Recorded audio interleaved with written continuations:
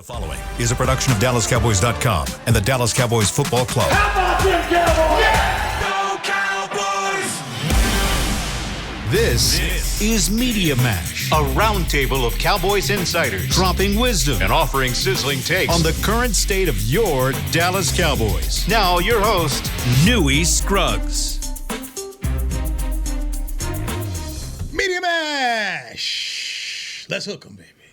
Let's hook 'em this week. Let's hook 'em. And hail to the victors. We got your media. I mean, it was so unnecessary, man. We got Jock Taylor here, the author, the man, the myth. Ohio State guy.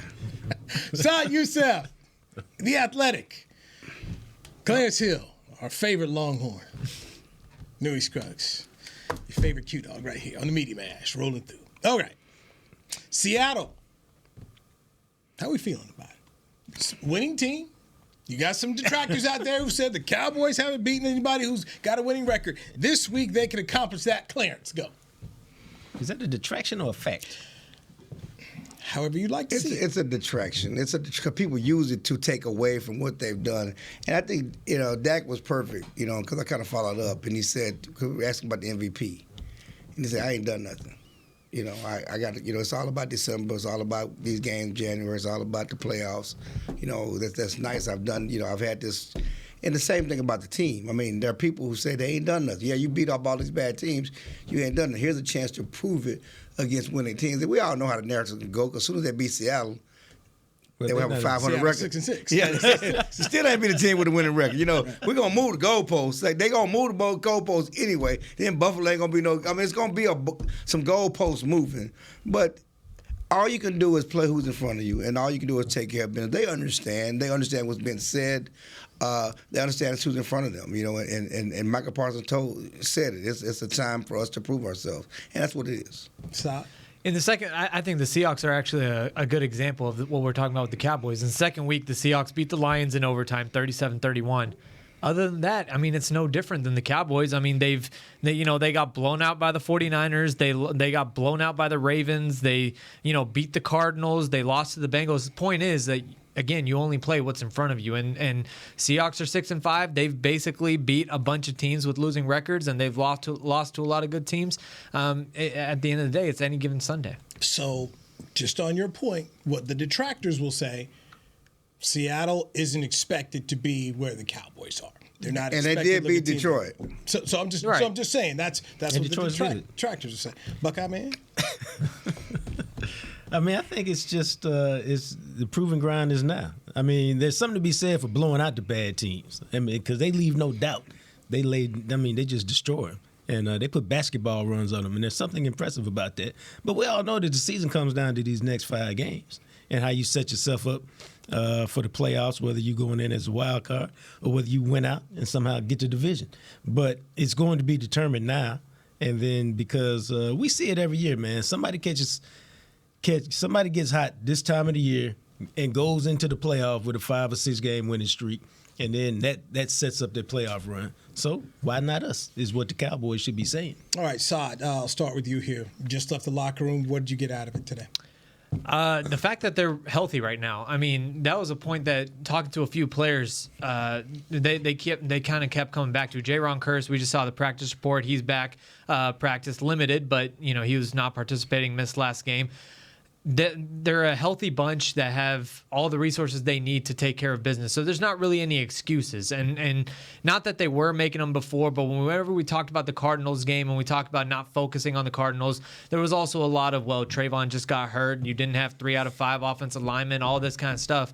Right now, it's December football, and everyone's healthy. And to me, that was one of the biggest things everyone kept coming back to was just how this team is equipped to handle their business.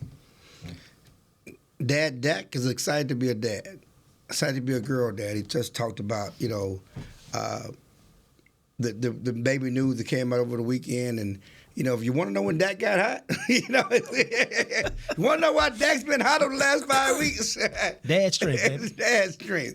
But, it is good. He's happy about it. Baby's going to be due in March, after football season. But yeah, he's happy. I just talked about that, his excitement. trying to be respectful, do things right by his girlfriend because when they made the announcement, because he gets so much stuff on social media, he doesn't want her and his family to have to deal with some of that stuff. But yeah, he's happy. And it's funny because I go back to training camp, and Tony Pollard had a baby in training camp. Kevontae Turpin had a baby in training camp. I think one or two more other players, had to leave camp. Shelter Redwine had a baby in training camp. And let me break some news. You having a baby? No. I need a hole in my head if I need to. Let me break some news here. Got it out the locker room. So all the babies. Leighton Vander Esch is having a baby shower on Friday for his first child. I gotta say that's a letdown. Also, It's another baby. It's another. We knew he was having a baby already. There was no Leighton was having a baby? Yes. Yeah. I did that story in training camp. Okay. Yeah. Also, Dak. The process of this baby began right before training camp because the baby's due in March. So you do the math. You can't right around. I mean, Dad, man. Y'all up in that man bedroom. Y'all up in that man bedroom, son. Sorry, I didn't think to go that low. I didn't either. That's what they do in the athletic. They go deep. Hey, go deep. That's a deep Did dive. you talk to people?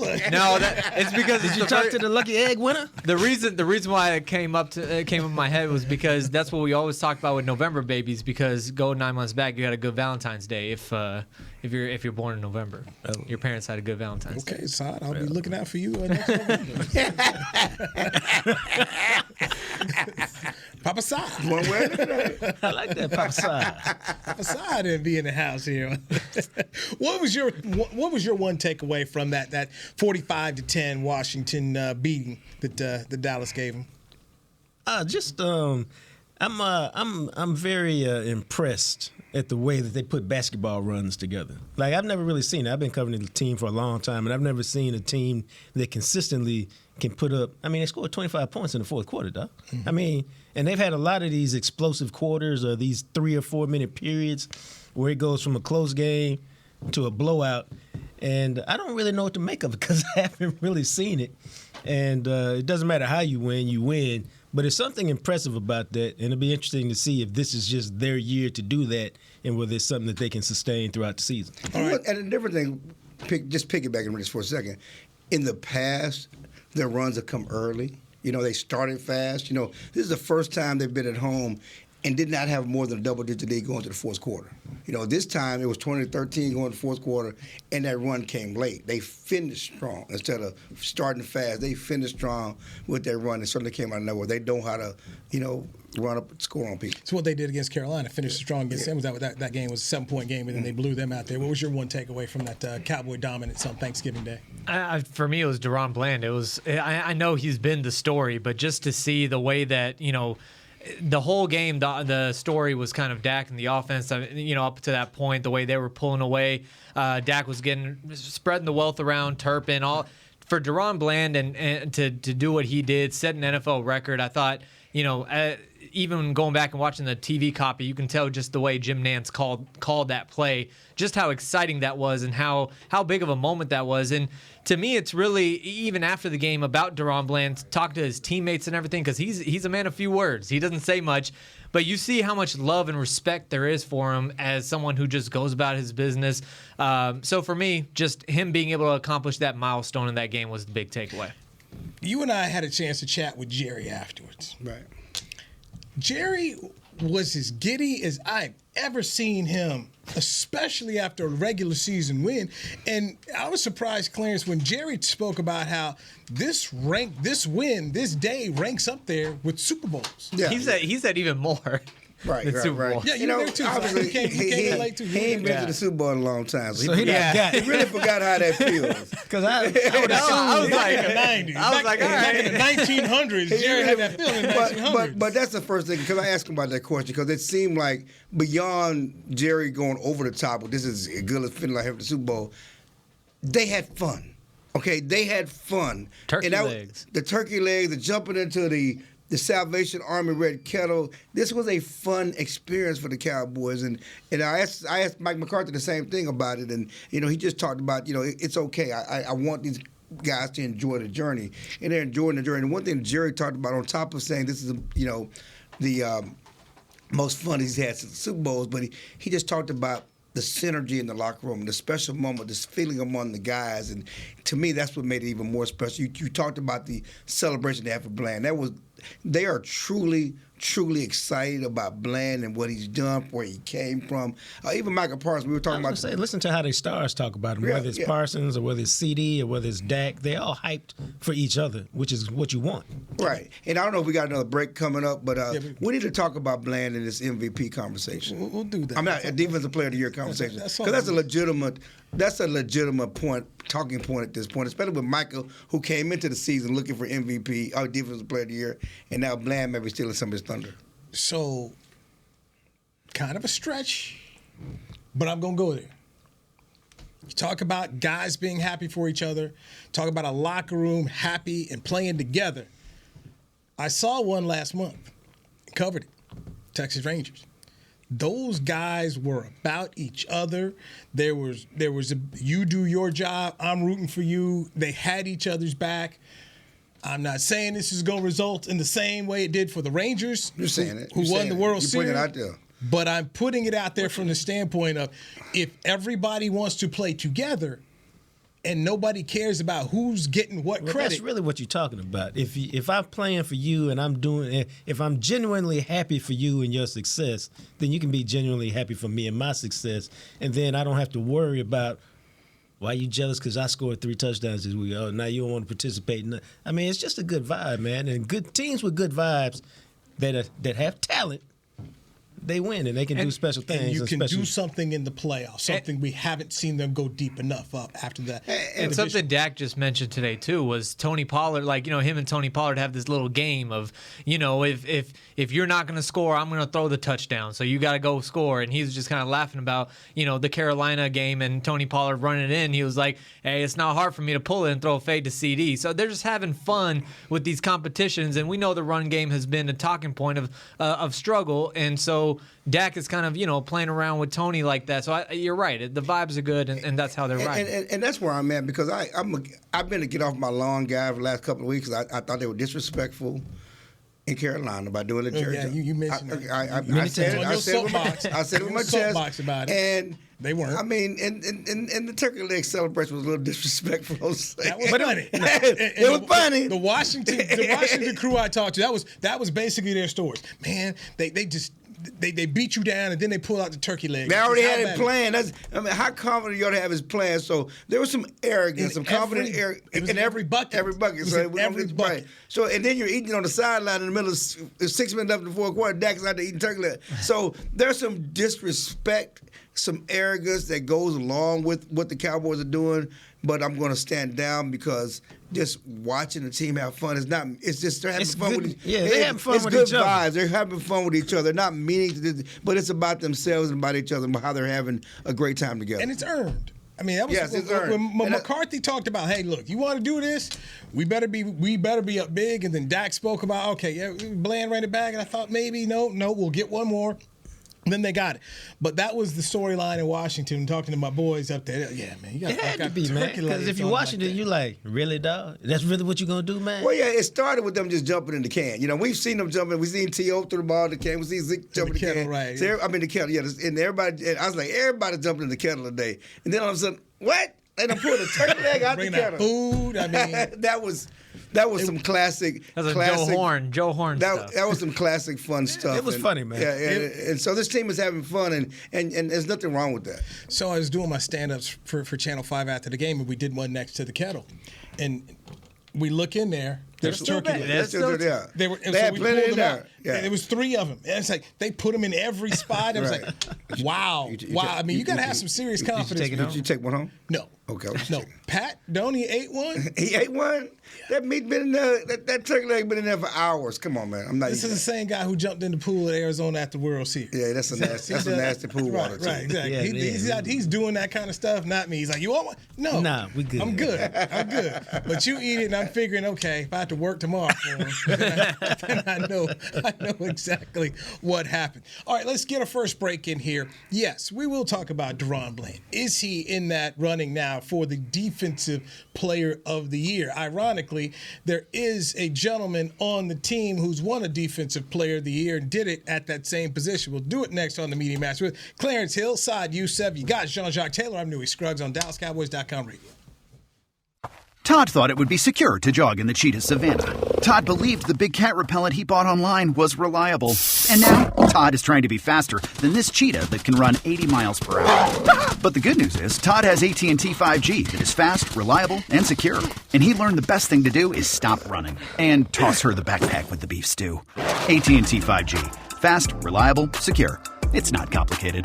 5G requires compatible plan and device. 5G may not be available in your area. See att.com/5G for you for details. Don't put off getting your oil changed, Dallas. Take 5 Oil Change, a proud partner of the Cowboys, is faster than you think. There's no appointment needed and no waiting room. Yep, you heard that correctly. Take 5 is so fast, you don't even have to get out of your car. You can take advantage of Take 5's fast, friendly, and simple service at any of their locations across the Dallas area. And remember, at Take 5, you stay in your car because they're faster than you think. Take 5, the official oil change of the Dallas Cowboys. It's the official men's skincare brand of the Dallas Cowboys, Jack Black. And right now, Cowboys fans can get 15% off their $75 order. Plus, because every deal needs a playmaker, your order will include a free 5-piece skincare set and free shipping. The Jack Black Playmaker is 4 of Jack's favorites and a full-sized intense therapy lip balm. Make a play for the Playmaker at getjackblack.com/Cowboys with the code CowboysVIP. That's getjackblack.com/Cowboys with the code CowboysVIP. They say champions are remembered, but legends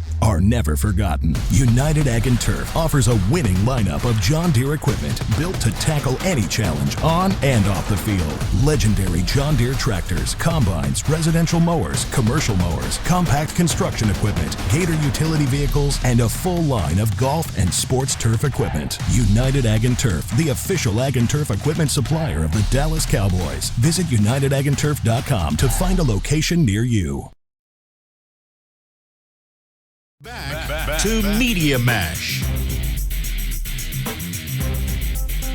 Media Mash, your Cowboy insiders are here to break it down for you. We've got Clarence Hill of 4-Star Telegram, Saad Youssef of The Athletic, Jean-Jacques Taylor of Anscape, and the podcast, Jacques Talk.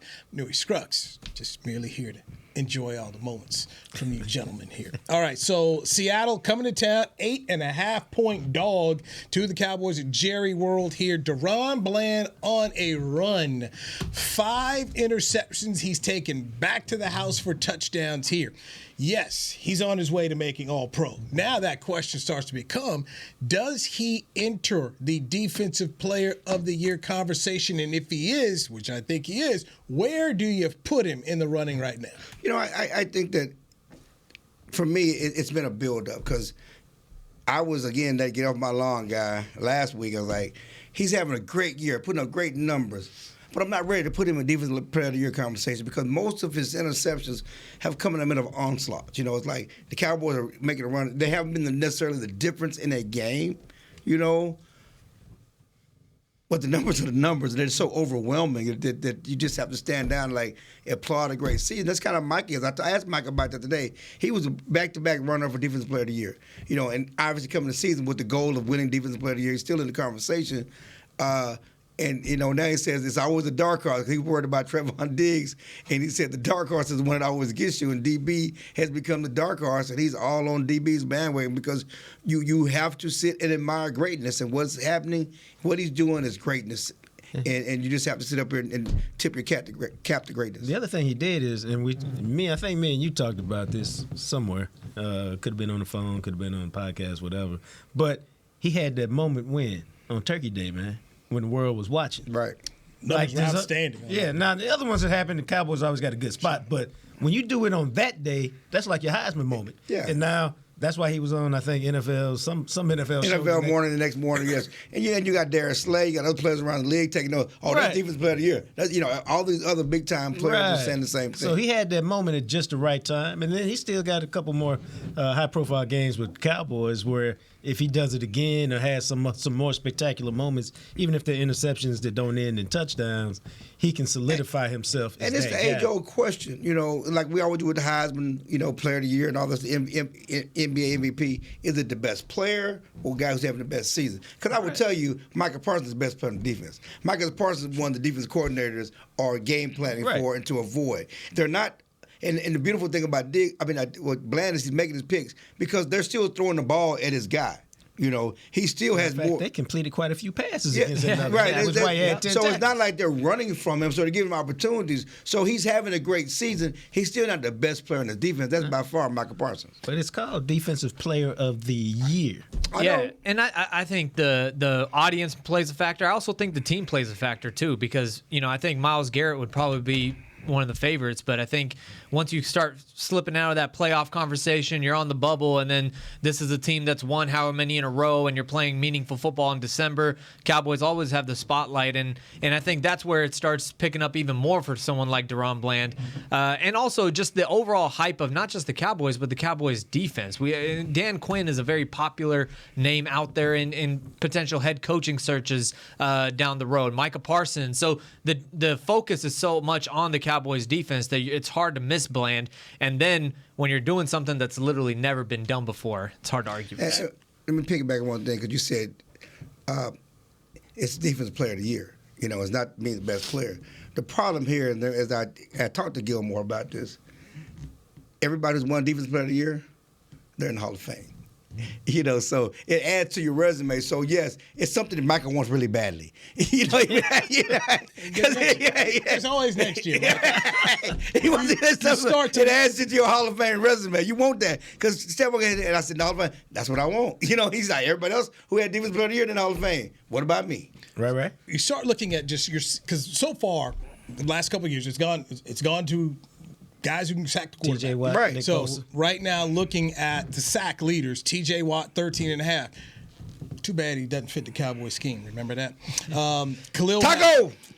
Khalil you Mack like them tacos? is 13 sacks. Myles Garrett, the Arlington native, 13 sacks with Cleveland. Danielle Hunter with 12 sacks there. Then when it comes to interceptions. Where's Micah? He's top 5. I believe he's right after 11.5. Yeah, there's Danielle Hunter's tied for 4. Allen of Jacksonville's tied for 4. And then let me pull up the numbers here. You got Parsons tied for 6 along with Max Crosby of the Raiders.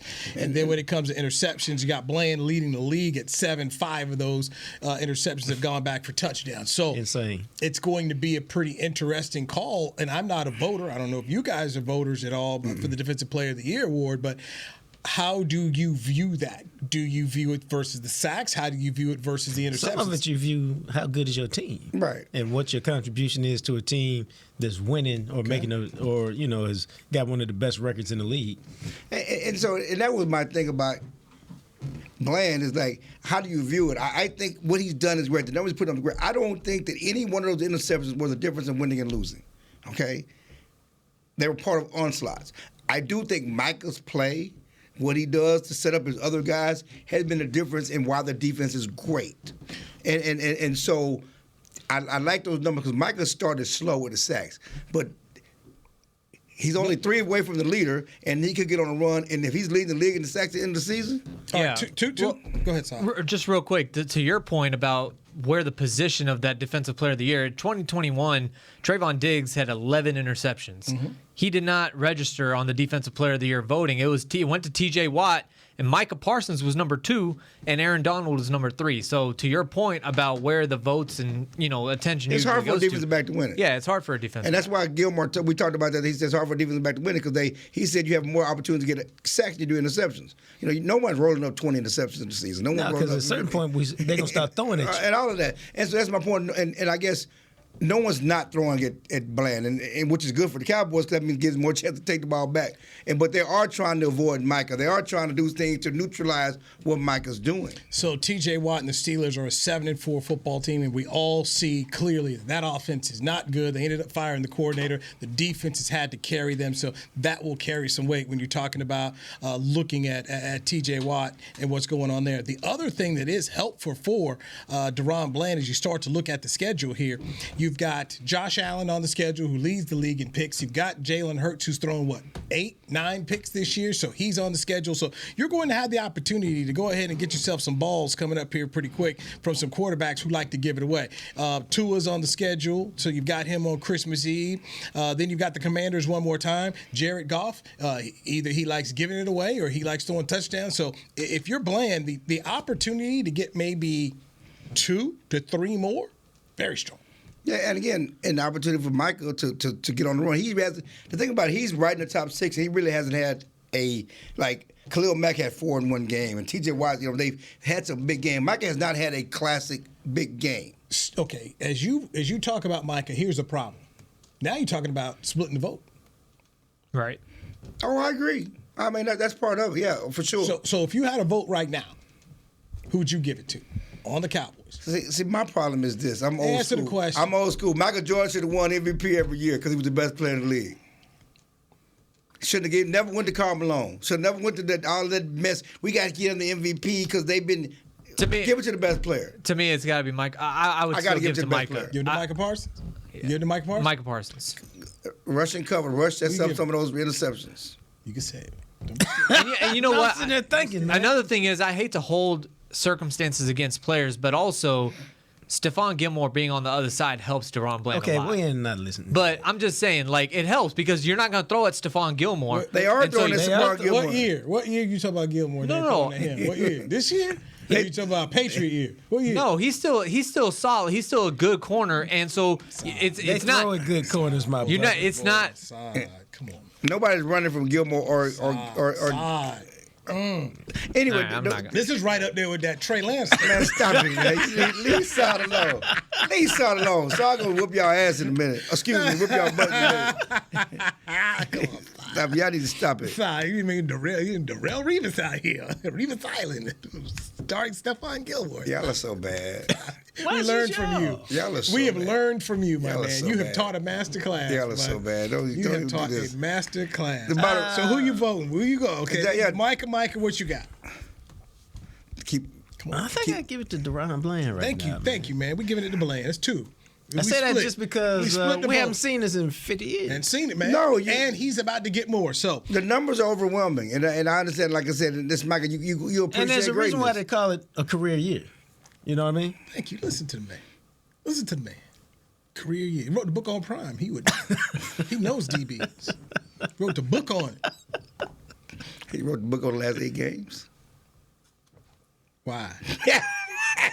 Why?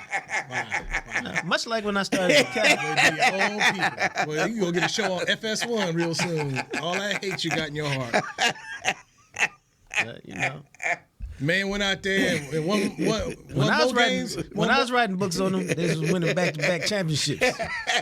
The protection was good, and Shador was throwing touchdowns. Is the BT Award still on the sideline? I just want to let you know. Just like when I started covering the Cowboys, they was winning championships. Snoop showed up the last couple of weeks. Stop.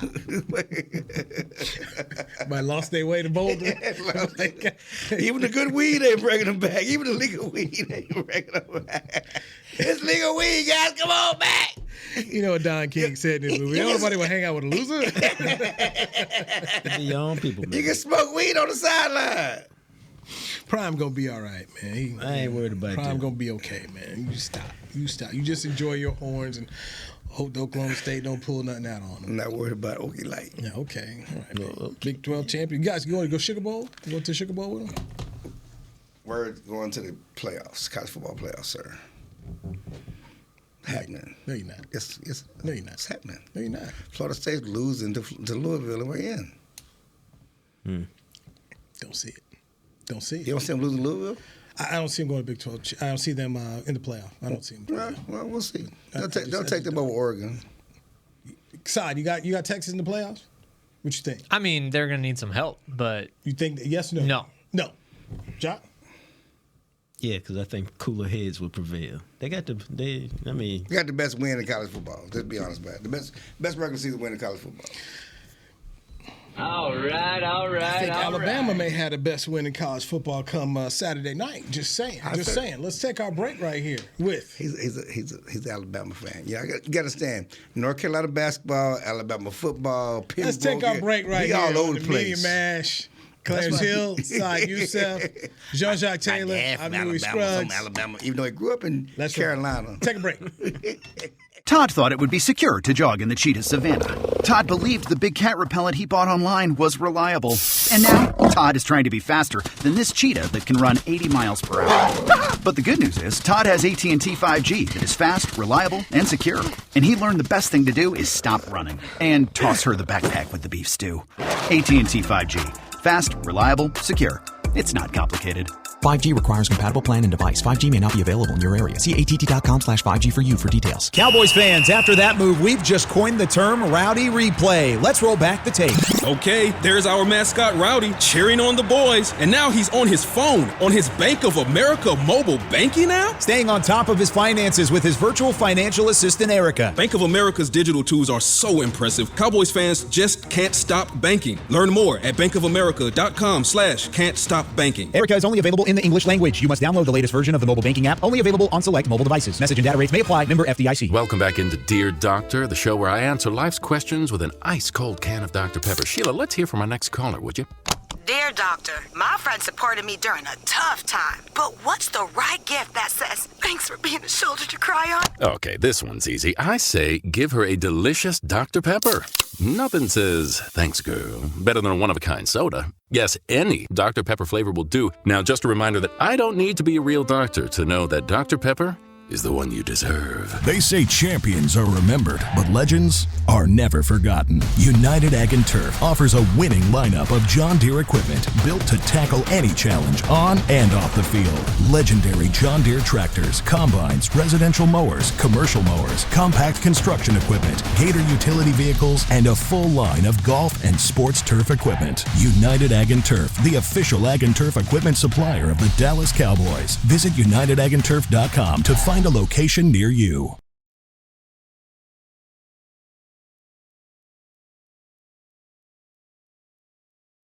Back to Media Mash.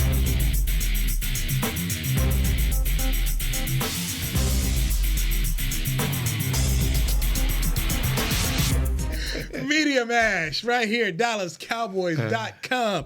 Gotta say, this is our favorite panel that we have here, man. It is, of all the Media Mashes that we have. So we got Clarence Hill, Star Telegram, got Saad Youssef of The Athletic, Jean-Jacques Taylor of Jacques Talk, and make sure you get his new book. It is Cyber Monday, so this is the time to go ahead to Amazon or wherever you go to get your book sold and get that book for that loved one you have who needs to be off the phone, who needs to understand it. Reading is still a good thing. Get Coach Pride to Making Them In by Jacques Taylor for Christmas.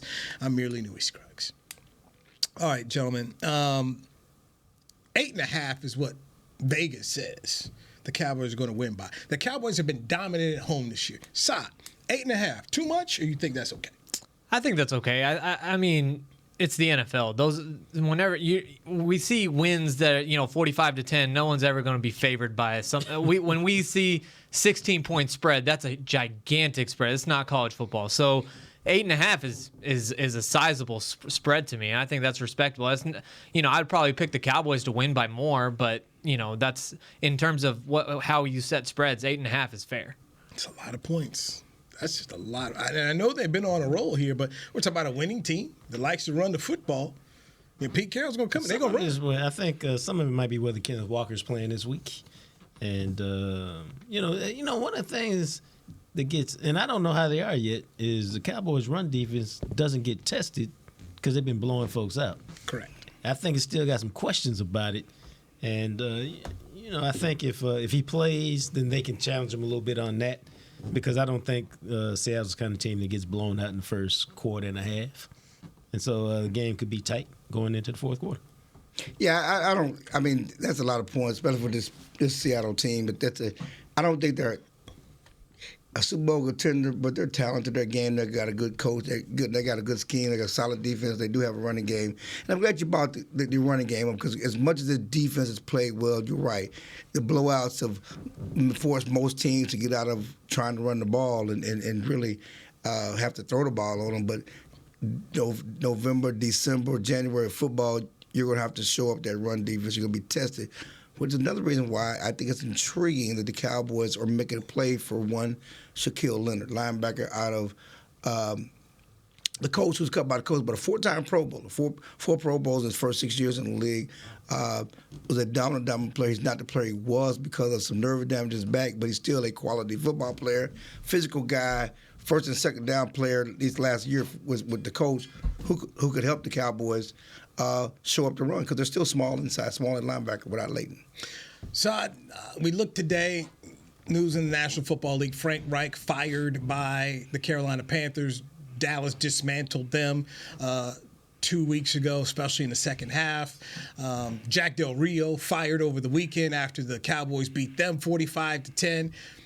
Does that give you any appreciation more for Mike McCarthy as a coach? Because so many people consistently talk about, well, if they don't go so and so far this year, that you could replace Mike McCarthy. Yeah, absolutely. I mean, I think McCarthy, the lazy narrative around him has always been, again, you know, he did what he did with Aaron and things like that. And I think when you look at the differences, and you brought this up, I believe, last time we were on about the culture here. The culture is different. I mean, you see the way that players go about it. We talked about last time as well, Dak having as much fun in the offense as he's had in his career. So I think there's a lot of things.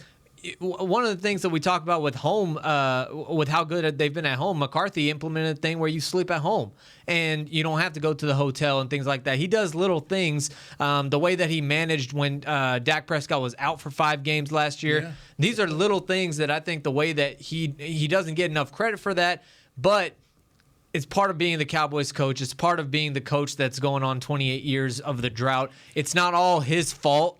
But he wears that until he gets it done in January. Do you think it helps that the way he manages everyone? He's not, taking dudes to go watch Duke basketball and it's just 3 dudes.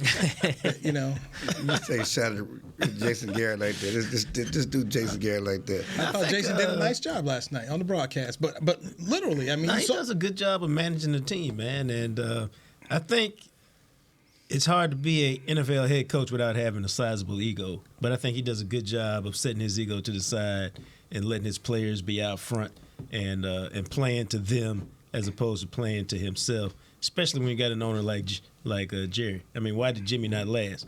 Jimmy couldn't put his ego back. This guy can put his ego back, and he does it in a way that helps his team. And he also understands where he's good, where his strengths are, and where he lets Dan Quinn do his thing. He doesn't try to meddle in the defense, and I'm sure he has preferences and styles that he wants to play, but he knows what Dan Quinn is capable of, and he lets Dan Quinn do his thing. Which, again, is part of putting your ego to the side. Right, and then you called him the elephant in the room the other day. Called him the fat man. It's a stressful job, Clarence. Let's talk about the elephant in the room. Who? You, big boy. You. I'm glad you guys are on this narrative because I've been saying this for a couple of years now. I certainly said that last year and said this year. Mike does not get credit for the job he's done with the Cowboys. And, back-to-back 12-win seasons, back-to-back trips to the playoffs. Managing last season, I know how it finished. Everybody's mad at how it finished.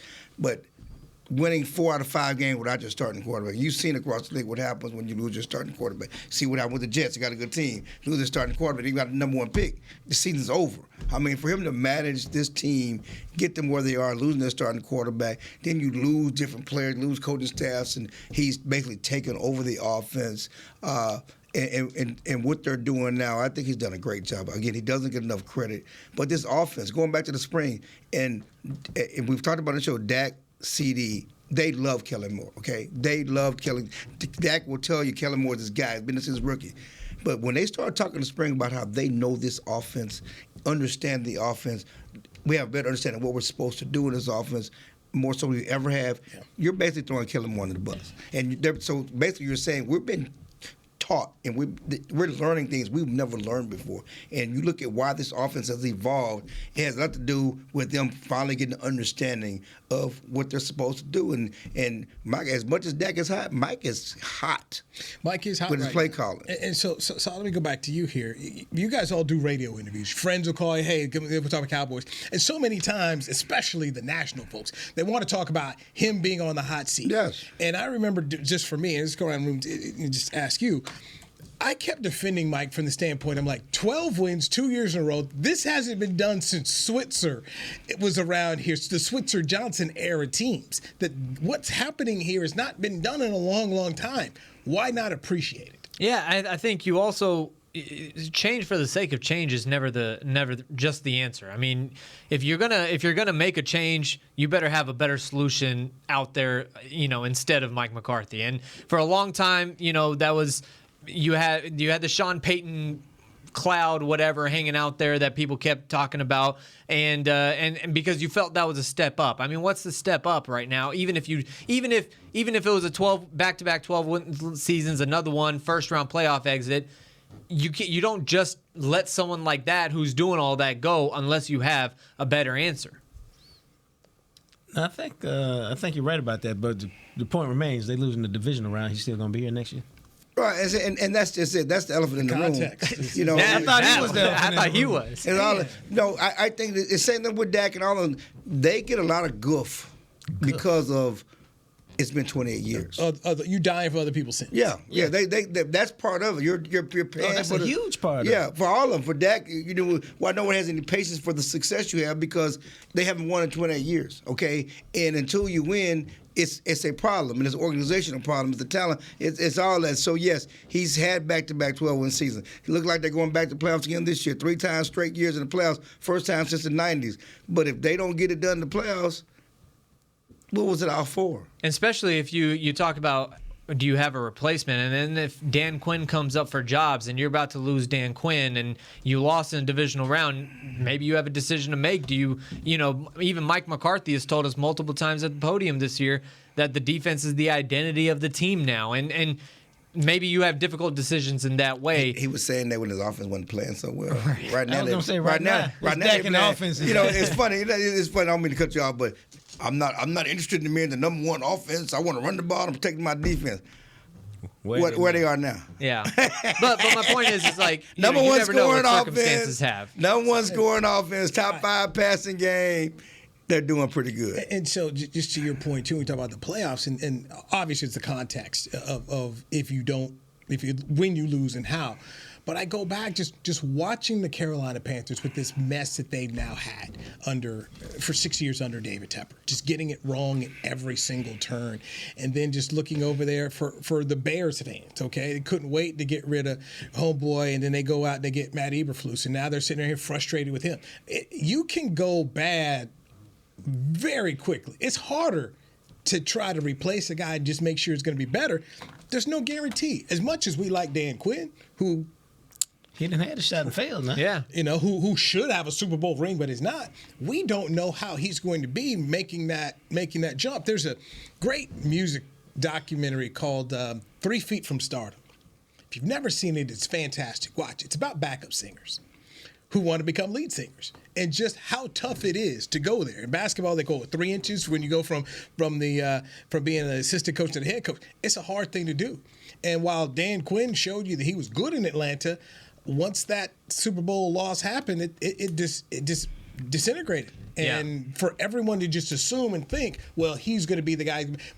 There were fans who couldn't wait for Jason Garrett to replace Wade Phillips. Yeah, and the example for me that always comes to mind is Jim Caldwell in Detroit. Because remember, he had a good year, and you're the 9-7. Detroit Lions. You went 9-7, and then you made a change. It took you a long time to come across Dan Campbell after that. But I also go back into the whole thing there.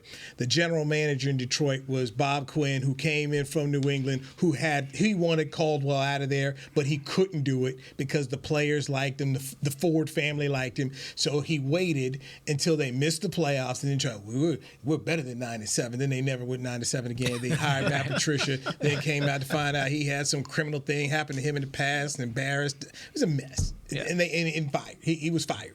Trying to do that old Patriot way. It didn't work. But yeah, you're right. Jim Caldwell 9-7. So if you're a Cowboy fan, that's the thing. It can go bad. Mm-hmm. It can go very, very bad. And Mike McCarthy, was he the 18th all time in wins? He got a lot of them. This is not a bum. And for everyone that loves Sean Payton, Mike McCarthy are basically, as Clarence says, the same guy. Thing. But Sean trained in the Bill Parcells way of perception. And so he got to Bill Parcells shine. Hey, Sean coaching his butt off right now. Though. Sean, and you know what? When they start 0-3. Everybody, you talked about Jets. You talked about this previous staff, but he's got Sean can coach. And again, as Mike has proven, Mike can coach. And I really hated how it went down in Green Bay because everybody acted like Aaron Rodgers. He the problem. Aaron Rodgers is part of the problem. Aaron Rodgers was one in spite of him, and he wasn't, a top offensive coordinator going back to his New Orleans days. He is an offensive guy. He's worked with the Joe Montanas and he's worked with quarterbacks, so that's why this thing is working well. But so he got a lot of guff behind ended in Green Bay that he was the empty headset and Aaron Rodgers was out there changing plays doing his own thing. Well, he's showing you right now he knows how to coordinate offense. Well, this has been it's been a fun ride to cover the team, and I'll say this about Mike McCarthy, especially after that first year. He wanted to mulligan and talked about starting over again. The guy's been sensational for the Cowboys, and we all know it's not easy when you work for Jerry Jones, and the guy's done a really good job with these circumstances that are here, and we'll see exactly what they get on Thursday. All right, Clarence is yawning, so we'll go ahead and end the show now. So thank you, Clarence Hill, the Star Telegram, Saad Youssef of The Athletic, my man Jacques Taylor, Jacques Talk. Remember, pick up his book, Coach Prime, The Making of Men. It's Cyber Monday. It's time to buy that Christmas gift so you don't have to worry about it. Newey Scruggs, we'll talk to you next time right here on DallasCowboys.com radio. This has been a production of DallasCowboys.com and the Dallas Cowboys Football Club. How about this, Cowboys?